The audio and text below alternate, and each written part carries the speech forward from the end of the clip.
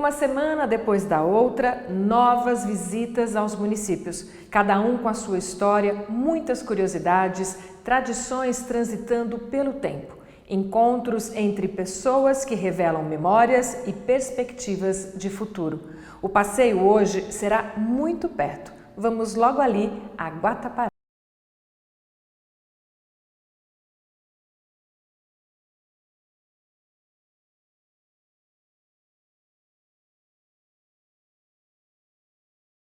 No sentido da rodovia Antônio Machado Santana. Até aqui, o município de Guatapará é o que tem a menor concentração de habitantes, um pouco mais de 7.000. Mas, curiosamente, a área territorial é extensa. Com 431 quilômetros quadrados, é maior do que alguns municípios que têm mais de 30.000 habitantes. A área rural também é muito significativa. Por incrível que pareça, apesar de Guatapará ter sido distrito de Ribeirão Preto por muito tempo e ser muito pertinho, eu nunca visitei o lugar. Hoje vai ser a primeira vez e eu confesso que eu estou ansiosa. A pesquisa que eu fiz me surpreendeu e eu tenho certeza que você vai gostar de conhecer a colônia japonesa e toda uma comunidade da Mambuca. Recentemente, em 1988, por meio de um plebiscito, Guatapará deixou de ser distrito e passou a ser município. Com autonomia política, também ficou responsável por toda a gestão econômica. O grande destaque nessa área, na localidade, é a diversidade rural. Um personagem também muito interessante que a gente vai saber um pouco mais é Martinico Prado. Mas tudo isso você já sabe, ao longo do episódio a gente te conta.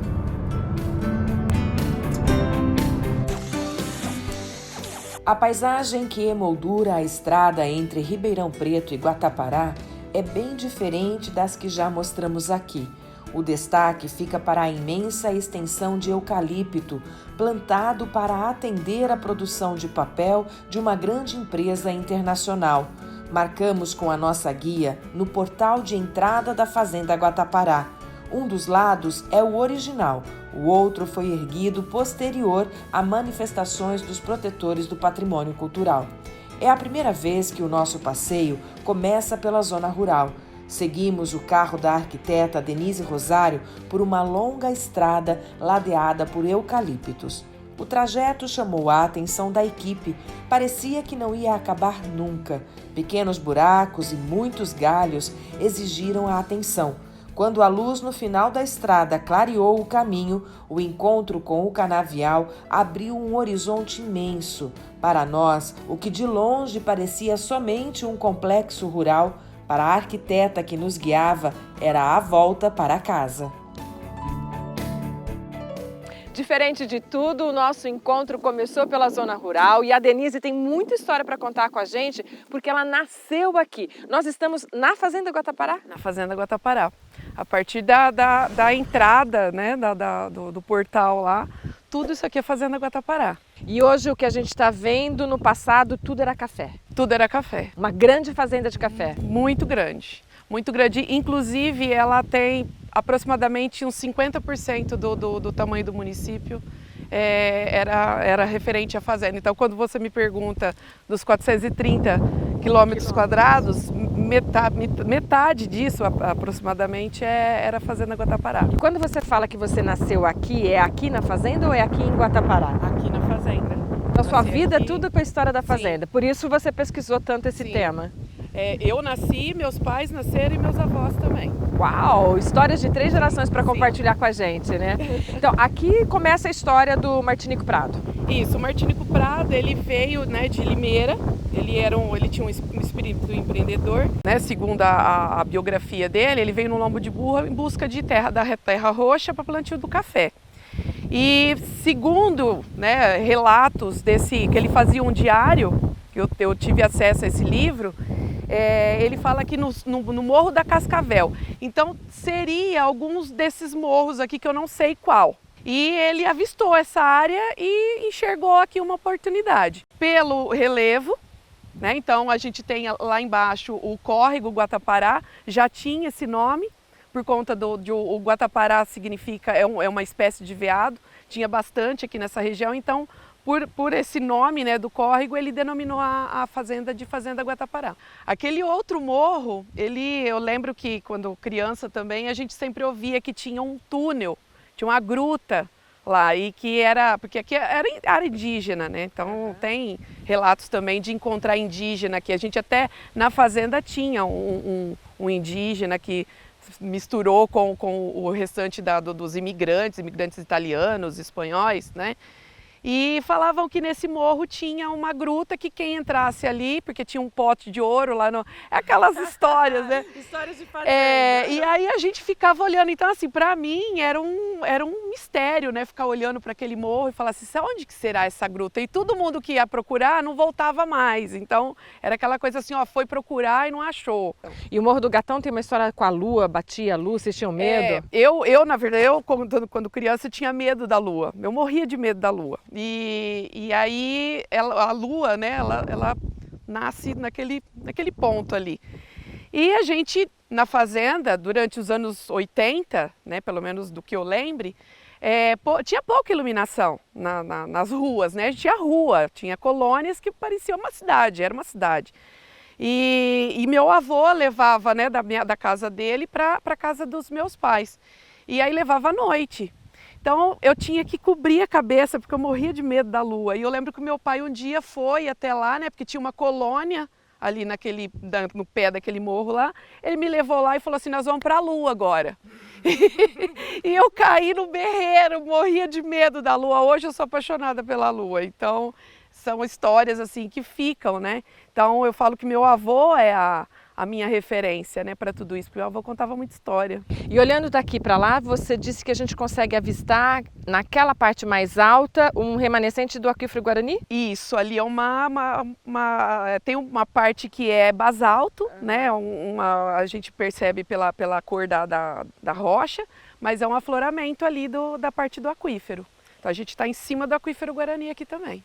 Bem, infelizmente para todos nós, as referências arquitetônicas hoje são ruínas, mas a Denise vai levar a gente para conhecer. Seguimos observando todos os detalhes. O desconhecido chamava a nossa atenção. Dentro do carro era comum ouvirmos interjeições. Logo na primeira ruína, um conjunto de letras anunciava o Cine Guatapará, totalmente no meio do mato. Do lado dele, outras ruínas aguçavam a curiosidade. Denise e eu precisamos pedir para que você aguce a sua imaginação, porque a gente não vai ver o que ela vai falar, porque mora na memória, que depois foi revisitada N vezes por conta da própria pesquisa que você vem fazendo. Mas essa escadaria que hoje não leva a lugar nenhum, levava para a sua sala de aula? Levava para minha sala de aula, levava inclusive para o meu jardim da infância. Foi a primeira sala de aula, né, essa coisa da escola. Acredito que seja por isso que eu gosto de escola até hoje, que eu virei professora. E eu tenho certeza que muitas pessoas nem sabem o que é um jatobá.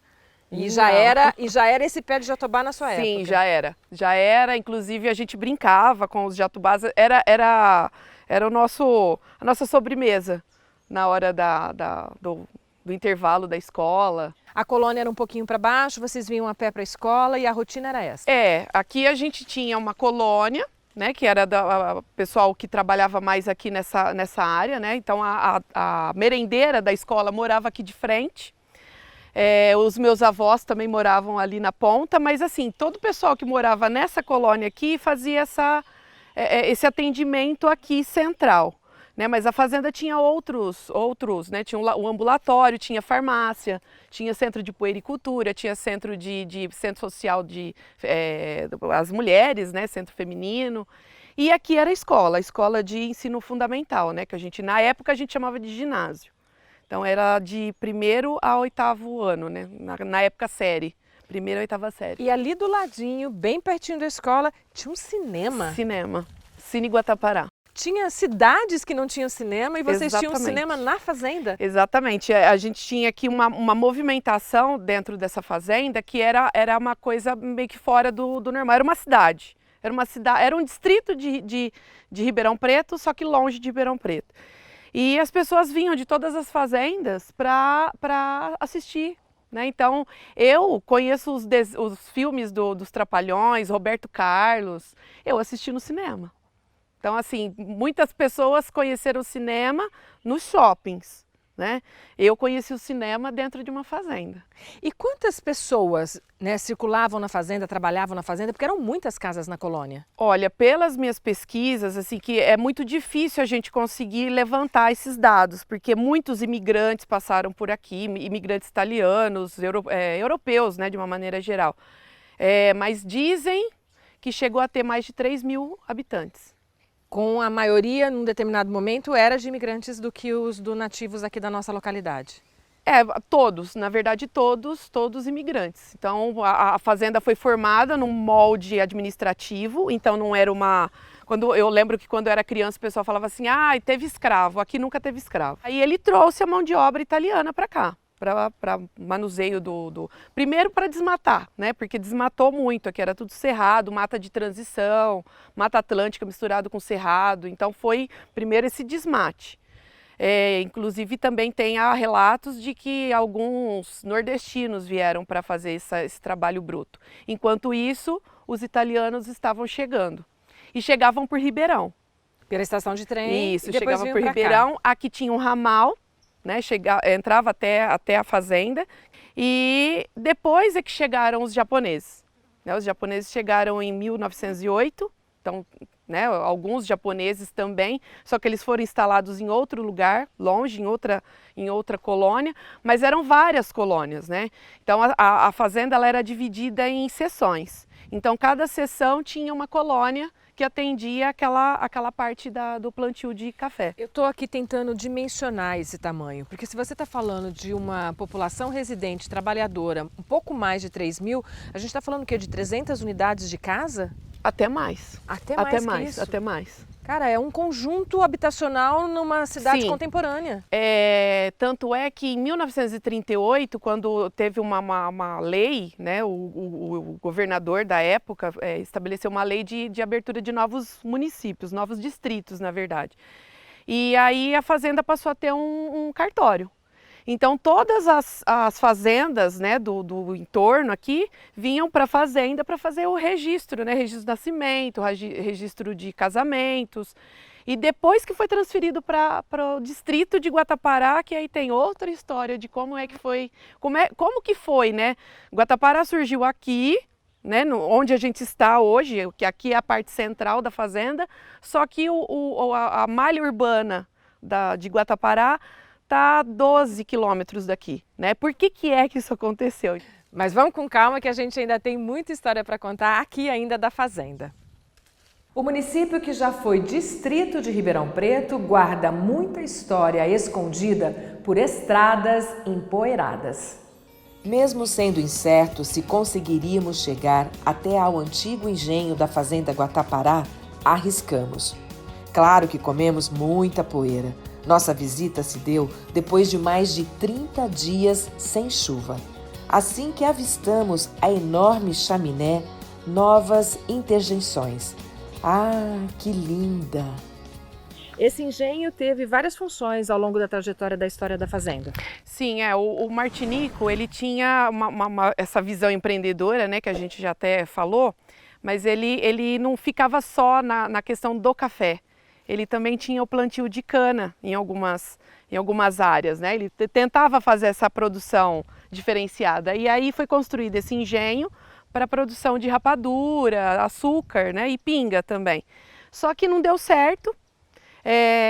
Também nessa vinda da imigração japonesa, aí o Martinico também já tinha falecido nessa época que os japoneses chegaram aqui, tinha uma colônia dos japoneses aqui, e aí a casa foi transformada em Casa das Laranjas. Então era todo um processo de beneficiamento de laranjas, que eram plantadas lá na área de Mumbuca, né, da colônia japonesa lá, e trazida para cá para esse beneficiamento.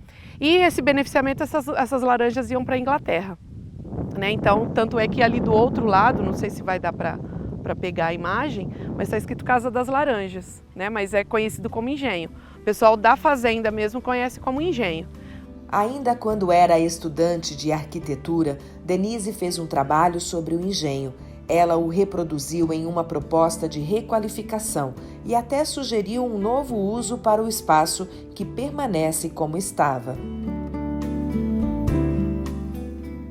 De volta para a estrada, passamos em frente à ruína da beneficiadora de café. Sem saber se conseguiríamos vencer o mato para registrar uma imagem, o cinegrafista da nossa equipe foi sozinho e valeu a pena.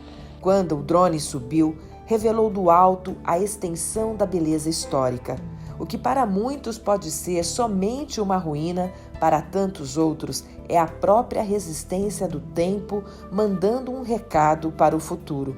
Dava quase para ouvir as paredes sussurrando os nomes dos que fizeram suas vidas naquele lugar. Mais à frente, um recorte no meio do canavial se destacava pelo conjunto de árvores. Era o jardim do Palacete de Martinico Prado, quase um bosque com muitas histórias curiosas. O Palacete mesmo, só na memória? Só na memória. O que ficou em volta foram as árvores, né? Essas árvores elas eram plantadas conforme alguma celebridade passava pela fazenda. Então, Palestra Itália se hospedou lá, né? A filmagem do filme Dioguinho, o pessoal se hospedou na fazenda. Então, cada vez que alguém passava por lá, fazia o plantio de uma árvore. Aí o rei da Bélgica, Santos Dumont. Então, cada árvore lá, hoje mesmo, as árvores continuam lá. Algumas foram cortadas, né? Outras caíram devido ao tempo, mas elas têm uma identificação. Então, tem um mapa com toda a numeração, com toda essa catalogação dessas árvores, né? E é uma curiosidade que vale a pena permanecer, sim, né? Sim. Já não fosse pela questão ambiental, também pela questão histórica cultural. Sim. Frustrados por não podermos ver nenhum remanescente arquitetônico do palacete, nos resta uma foto para dar forma à imaginação. Depois da visita à Fazenda Guatapará, chegou o momento de conhecermos o município. A cidade se revela imediatamente depois de deixarmos a fazenda para trás. Pequena, a concentração de casas e de estabelecimentos comerciais está ladeada pelo rio Mogi e pela zona rural. Depois de deixar para trás a zona rural, a gente está sentada aqui no banco da praça, bem no coração de Guatapará. Denise, essa história começa quando? Então, na verdade, quando teve essa legislação, né, que criou esses distritos novos em 1938, Guatapará resolveu, né, o dono da fazenda resolveu, então, transformar isso em distrito. E aí foi feita uma abertura de ruas lá próximo da sede da Fazenda Guatapará. Não iria se chamar Guatapará, se chamaria Vila Albertina. Só que numa chuva e a situação de relevo não deu certo. E foi aonde procuraram uma área plana para se construir o novo distrito. E aí a cidade, a parte mais característica, né, quanto a esse relevo, foi essa área aqui, né, próxima do rio Mogi, né, próxima das ferrovias, e aí foi onde surgiram as primeiras ruas de Guatapará. E a importância da Mogiana não, porque você tinha as duas passando por aqui no passado, né? Sim. Tanto a Paulista como a Mogiana. Tanto a Paulista vem de Rincão, né, que atravessa o rio Mogi, e a Mogiana vem da fazenda para cá. Então aqui a gente tem o entroncamento das duas. E eles vinham de onde? Essa passagem do trem trazia de Ribeirão para cá? Vinha da fazenda Guatapará para cá, porque aqui a gente tinha um porto, né, pelo rio Mogi. Não era um porto muito grande, de muita importância, mas a gente tem aí nos mapas o Porto Pulador. E a gente tinha um porto para fazer o que tinha de dimensão para usar o porto? Eu acredito que seria a transferência de café, de pessoas também, né? A ligação com Barretos, né? Então sai daqui e vai para Barretos. Então tem toda essa ligação depois. Tanto é que os japoneses, né? A primeira imigração de 1908, eles saíram por aqui. Agora, engraçado a gente contar para vocês que hoje a gente faz tudo em 10, 15, 20 minutos no máximo, né? Daqui a Serrana, daqui a Ribeirão. E no passado você me contava que seu avô, para ir namorar sua avó, ficava um dia. Meu avô indo e saía, vindo. meu avô saía da fazenda Guatapará de manhã, pegava o trem, ia até Ribeirão. De Ribeirão ele pegava um outro trem até Serrana, dava um oi para minha avó, dava um beijinho, talvez na testa, né? Para a época. E depois pegava o trem, fazia todo o serviço contrário. Então, assim, demorava o dia inteiro para dar um beijo na namorada. E é uma história bonita de contar, né? E a seu avô que contava isso para você. Meu avô contava e a minha avó conta até hoje, né? Porque minha avó ainda está viva, ela tem 98 anos. Agora, o padroeiro daqui de Guatapará, são 2 padroeiros? São 2 padroeiros. O padroeiro da fazenda Guatapará, né? Que é o São Martinho. E aqui em Guatapará, São Pedro. O do São Pedro eu não consigo, assim, eu acredito que foi por conta da igreja mesmo e de uma procissão que fizeram de festas para conseguir angariar dinheiro para poder construir as primeiras casas aqui, né? E o São Martinho é por conta da fazenda, Martinico Prado, o nome mesmo de Martinico Prado era Martinho da Silva Prado. Então aí ficou essa... Aí com a demolição da igreja da fazenda, toda a documentação da paróquia veio para cá. Agora eu preciso te contar, hein? É a primeira cidade que eu vou que tem 2 padroeiros numa mesma igreja. É para não brigar com ninguém mesmo, É para não né? brigar com ninguém. Já tinha São Pedro e queria o São Martinho, então juntou as duas Isso, coisas para não ter problema. E os 2 são parecidos, né? Os 2 têm uma característica parecida, São Pedro e São Martinho. Bem, essa questão da proximidade do rio fez também ser importante uma forma de trajeto que eram as pontes. Sim, com a vinda, né, da Paulista, com esse desenvolvimento, né, que vem de Limeira, Campinas, Limeira, Araras, que vem junto com até o Martinico Prado, acredito que o Martinico tenha trazido esse desenvolvimento para cá, porque ele tem essa ligação com a ferrovia. A ponte ela foi construída para atender essa demanda, né? Então toda essa vinda da ferrovia para cá, a Paulista, nesse sentido, foi para fazer esse transbordo de café. E a ponte tem alguma relação com o patrimônio cultural do município? Olha, a ponte aqui na cidade mesmo, na malha urbana de Guatapará, a ponte é o que representa o município, né? A gente tem a fazenda Guatapará, que representa toda a história, né? E aí a gente tem a ponte para fechar a malha urbana, né? Como que desenvolveu toda essa parte do município.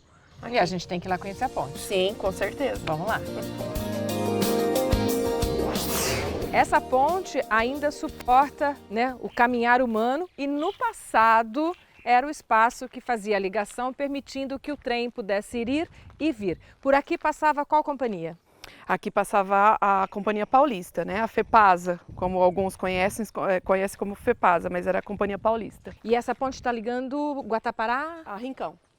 A Rincão, Araraquara, toda a região do outro lado do rio, né? Do Rio Mogi. E essa estação, esse mecanismo todo de transporte, tanto era para carga como para as pessoas? Isso.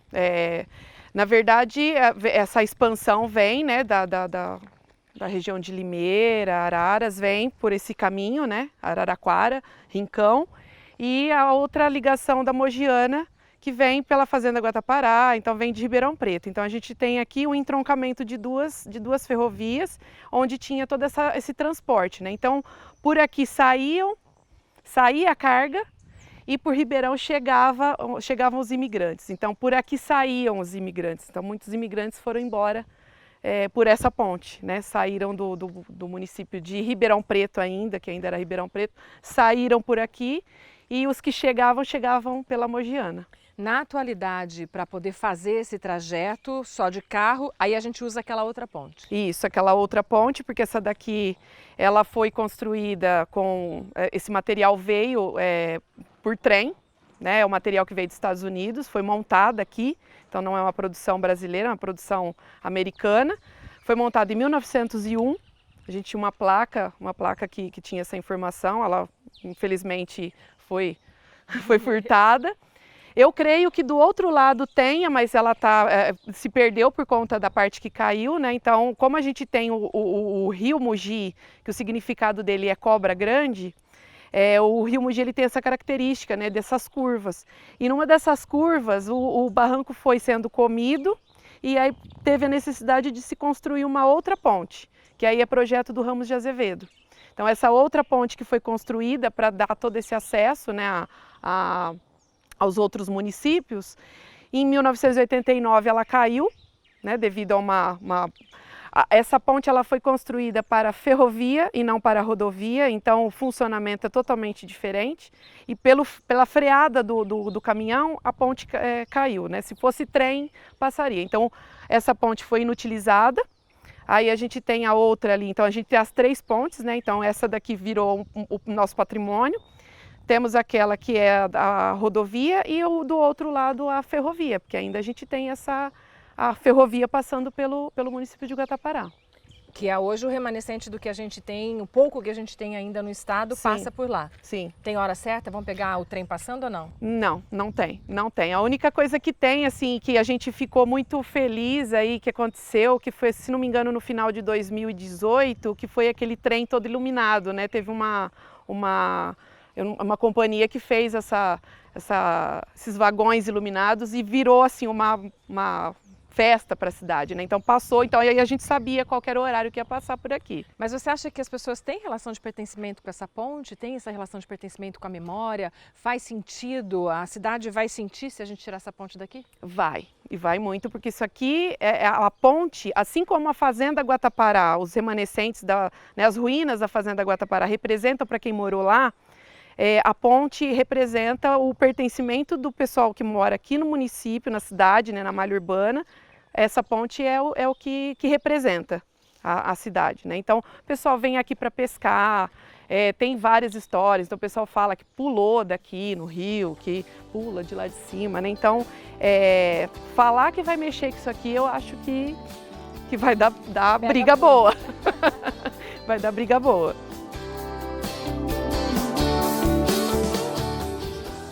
A história de Guatapará está relacionada à imigração, mas os japoneses se destacaram com a criação de um assentamento rural chamado Mumbuca. É o que nós vamos ver. Tudo estava muito silencioso e vazio no dia da nossa visita. O calor insistia em ser o protagonista, mas um senhor cuidando de alguns pés de cerejeira ganhou a nossa atenção.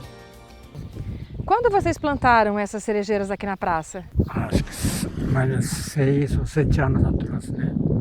E quando falta chuva, o senhor vem aqui aguar? Não é todo ano. Esse ano continua muito, né? Seca. Então, E qual que é a importância da cerejeira na cultura japonesa? todo mundo gosta desse, né? Maior flor do Japão. É a maior flor do Japão? Ela dá muito no Japão. Mas ela tem alguma simbologia? Simbologia, não sei, né? Mas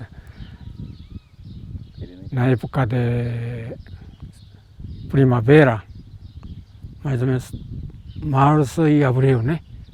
Floresce na mesma época, quase na mesma época, no Japão inteiro. Plantar uma flor de cerejeira no Brasil é uma espécie de resistência da cultura japonesa. Acho que sim. Vista de cima, a Mumbuca é uma pequena vila rodeada de grandes plantações e granjas. Como a agricultura é sazonal, nem tudo pode ser registrado. A plantação de flor de lótus, por exemplo, comum no lugar, ganha imagem na foto de acervo da arquiteta Denise Rosário. A diversidade do núcleo fica por conta das plantações de lixia, pitaia, cogumelo, shimeji, flores ornamentais, macadâmia, pepino, arroz e alho. E por falar em alho, visitamos uma plantação que produz também o alho negro. O Sr. Shiro Kondo, aos 76 anos de idade, é um imigrante que guarda suas tradições e resiste ao tempo. Quando que o senhor chegou nessa região do Brasil? Não, cheguei aqui no Brasil em 1968 e cheguei em Santos, cheguei no Guatapará, nunca mudei, só aqui. E aí logo que o senhor foi trabalhar com o quê? Sou produtor do abacate naquele tempo. Só que assim, 1981 teve geada negra, então eu troquei atividade para alho até agora. Alho tem mais resistente para a geada. Agora, essa comunidade toda japonesa da qual o senhor faz parte, como é que todo mundo vem para o mesmo lugar? Vocês combinam antes? Como é que é essa história? Então, aqui no Colônia Gatapará, projetado com projeto do governo, né? Então, juntou 7 províncias do Japão, como 7 estados, né, do Japão, e combinou para montar uma colônia no Brasil, né? Então, cada província mandou imigrantes. Por isso, construído com 7 províncias do Japão, totalmente projetado mais de 750 famílias, mas na realidade aqui entrou mais ou menos 500 famílias aqui. E na atualidade são quantas? Atualizado, associado do Nippon, agora acho que está com 100 famílias. Agora, em relação ao alho, como é que é esse processo do plantio e por que escolher o alho como uma opção? Então, alho tem que ser passa inverno do clima, né? Inverno. Por isso planta abril, passando no mais frio, junho, e colhe agosto. E aí depois desse alho, normalmente vocês ainda têm uma outra opção que é o alho negro. Isso é depois descascado e moe ele ou destinado para alho negro, né? Esse espaço está bem quente, porque concentram mais de 5 fornos que recebem o alho e ele vai para assar. É isso que é correto dizer? Isso, o alho, na verdade, ele passa um processo de fermentação. A gente coloca em fornos, né, com temperatura e umidade controlada, por aí fica um período, até que ele adquire esse sabor doce, né? Então, da pungência que tem o alho comum, após um período de fermentação, ele acaba ficando doce. E a gente pode entender que o alho negro é um conhecimento, faz parte da cultura japonesa? Isso, na verdade, assim, o alho negro a origem dele era Coreia e Japão, né? Então, os processos originaram nesses países. Então, toda essa técnica que hoje tem aqui do Soichiro Kondo que a gente produz, foi trazido do Japão durante uma viagem que ele fez para lá. E qual é a maior utilização e destinação do alho negro? Hoje no Brasil, assim, a gente tem 2 segmentos, né? Tanto o segmento que o pessoal consome para questões de saúde e é utilizado muito no setor, assim, para finalização de pratos, né? Para a parte gourmet. Então, é utilizado muito em food service, tanto pizzarias, restaurantes, né? E eles utilizam para finalizar o prato como um todo. Vamos abrir um para mostrar para o pessoal como é que ele é? Sim.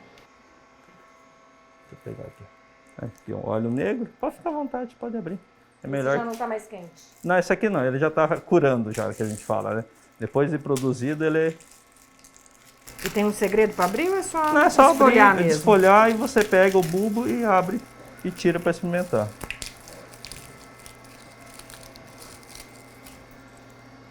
Essa é a aparência do alho. Ele fica parecendo uma passa, né? Isso, fica parecendo uma passa. E agora, vou tirar aqui a minha máscara para comer. Muito diferente do sabor do alho. Ele realmente fica adocicado. E já nem parece mais um alho, ele parece uma outra coisa. Não sei se uma fruta, né? Parece uma fruta. Isso, fica parecendo uma fruta passa, né? Uma fruta passa. Isso. E aí o recomendado seria o quê? Um ou 2 dentes por dia para dente de alho. consumo, para questão de saúde, né? Vocês ainda mantêm as atividades culturais na comunidade japonesa? Então, principalmente a associação tem festa do aniversário e colheita do ano, e uma vez por ano, sempre realizado no mês de julho. E aqui nessa área da Mombuca tem um espaço comum onde vocês se localizam, onde vocês fazem essas celebrações? Um centro cultural, um espaço comum para vocês? Então, como cultura, a associação tem escola idioma japonês, né? De qualquer forma, a tradição japonesa está bem guardada aqui em Mombuca? Sim, porque dança, aquele tamborim, taiko.